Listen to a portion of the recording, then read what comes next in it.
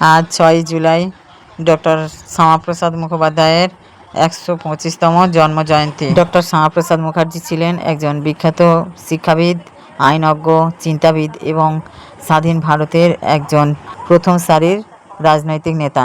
তিনি কলকাতার এক সম্ভ্রান্ত পরিবারে জন্মগ্রহণ করেন।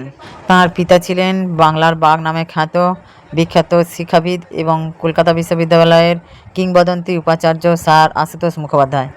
আর ডক্টর শ্যামাপ্রসাদ মুখোপাধ্যায় ছিলেন ওই কলকাতা বিশ্ববিদ্যালয়ের সর্বকনিষ্ঠ উপাচার্য। মাত্র 33 বছর বয়সে তিনি কলকাতা বিশ্ববিদ্যালয়ের উপাচার্য হন এবং বিশ্ববিদ্যালয়ের ইতিহাসে তিনিই ছিলেন সর্বকনিষ্ঠতম উপাচার্য এবং এই রেকর্ড আজও অক্ষুণ্ণ রয়েছে। এমনকি ভারতের স্বাধীনতা আন্দোলনে তাঁর অবদান অবিস্মরণীয় হয়ে আছে।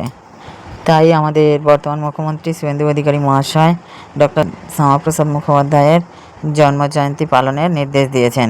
তাই মুখ্যমন্ত্রীর নির্দেশ অনুযায়ী প্রতিটা স্কুল কলেজে ডক্টর শ্যামাপ্রসাদ মুখোপাধ্যায়ের 125তম জন্মজয়ন্তী পালন করা হয়েছে। আমাদের ফলতা ব্লকের অন্তর্গত মল্লিকপুর বাজারেও তার ব্যতিক্রম ঘটেনি।